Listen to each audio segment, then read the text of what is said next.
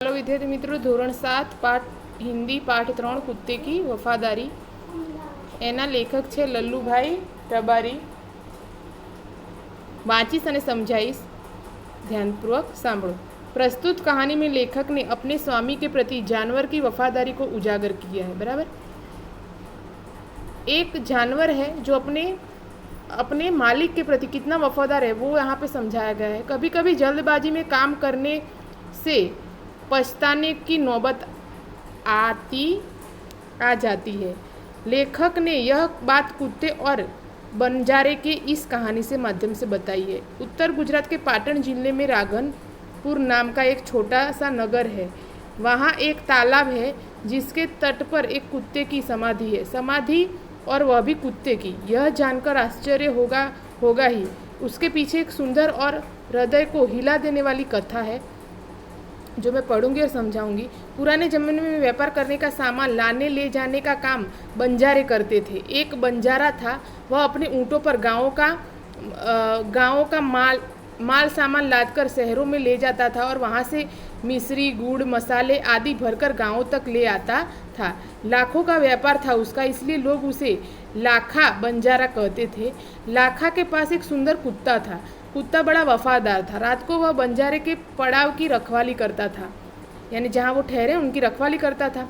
अगर चोर लुटेरे पड़ाव की तरफ आते दिखाई देते थे तो कुत्ता भौंक भौंक कर उन्हें दूर भगा देता था। बंजारा अपने कुत्ते की वफादारी से बहुत खुश था। एक बार बंजारा व्यापार में मार खा गया, यानी उसको नुकसान हुआ और रुपयों की ज़रूरत आ पड़ी। वह राघनपुर के एक सेठ के पास पहुंचा। उसने अपनी बात बताई। सेठ ने कहा, रुपये तो मैं दे दूंगा, मगर उसके बदले तुम क्या गिरवी रखोगे? यानी मैं रुपये तुम्हें दे दूंगा, लेकिन गिरवी क्या रखोगे? गिरवी रखोगे तो ही रुपये मिलेंगे, ऐसा। लाखा बोला, सेठ जी मेरे पास फूटी कौड़ी भी नहीं है। मैंने व्यापार में सब कुछ खो दिया है। मेरी जबान पर विश्वास रखें और मुझे रुपये दे दीजिए। मैं आपकी पूरी रकम सूद समेत 1 साल में ही चुका दूंगा। सूद समेत यानी ब्याज समेत। सेठ बोले, कोई बात नहीं, तुम्हारे पास यह कुत्ता है तो तुम इसे ही जमानत के रूप में दे दो। जब तुम सारे रुपये लौटा दोगे तब मैं भी कुत्ता तुम्हें वापस दे दूंगा, ऐसे सेठ ने शर्त रखी। बंजारे को दुख तो बहुत हुआ अपने कुत्ते को देने में, मगर कोई चारा नहीं था। रुपये लेकर वह चला गया। कुत्ते को वहाँ सेठ के पास छोड़ दिया और वो रुपये लेकर चला गया। कुछ दिन बीते। एक बार सेठ के यहाँ चोरी हुई। कुत्ते ने चोरों का पीछा किया।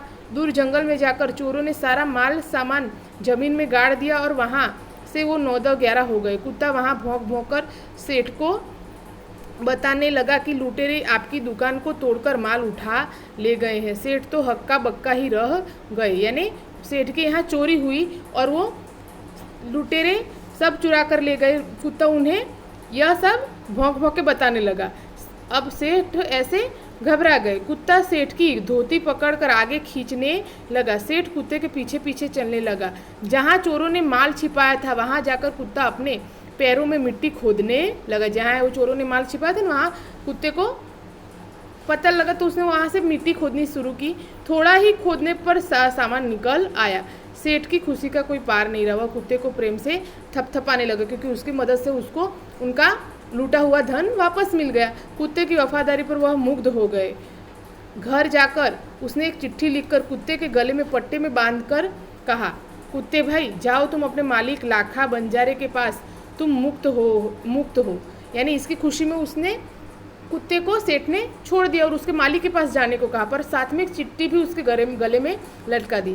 कुत्ता खुश हो गया और अपने मालिक से मिलने के लिए जल्दी जल्दी भागने लगा। इधर लाखा ने भी व्यापार में खूब रुपया कमाया। वह सेठ को अपनी रकम वापस करने के लिए उसी रास्ते से आ रहा था।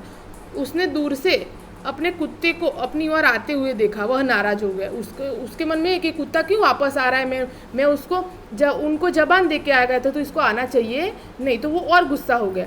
सोचने लगा कि कुत्ते ने मेरी जबान काट ली है, इसने बेवफाई की, अब मैं सेठ को क्या मुंह दिखाऊंगा।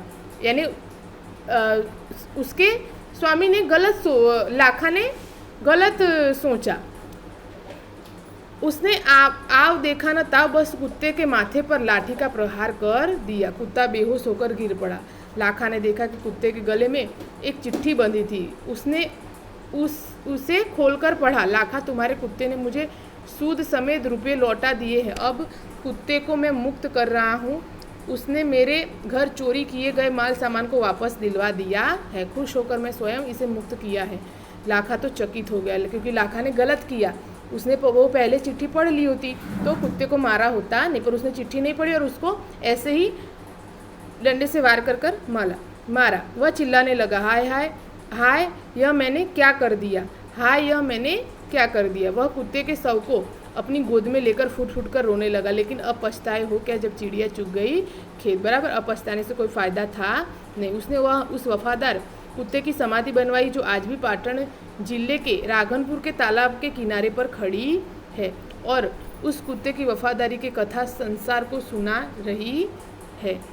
शब्दार्थ है समाधि यानी स्मारक, बराबर, वफादार यानी स्वामी भक्त, बंजारा एक विचरित जाति, पड़ाव यानी यात्रा के कुछ समय का ठहराव, लादना किसी के ऊपर बहुत सी वस्तु रखना, लूटेरा लूटने वाला डाकू, मिश्री यानी चीनी शक्कर, लौटना वापस आना, मुग्ध यानी आसक्त मोहित, सूद यानी ब्याज, शव यानी मृतदेह, गोद यानी आंचल। मुहावरे हैं, हृदय हिला देना, हृदय को द्रवित करना, 9-2-11 होना, भाग जाना, मार खा जाना यानी नुकसान होना, हक्का बक्का रह जाना यानी चकित हो जाना, फूटी कौड़ी न होना, अत्यंत गरीब होना, आव देखना न ताव, बिना सोचे समझे काम करना, कोई चारा न होना, कोई उपाय न होना, रास्ता न होना, फुट फुट कर रोना, जोर जोर से रोना। अब बच्चों यहाँ पे एक कहावत भी है, देखिए, अब पछताए होत क्या जब चिड़िया चुग गई खेत। समय निकल जाने के बाद जाने पर पछताने से क्या फ़ायदा, बराबर। तो इसका वाक्य प्रयोग इसके आपको करने हैं।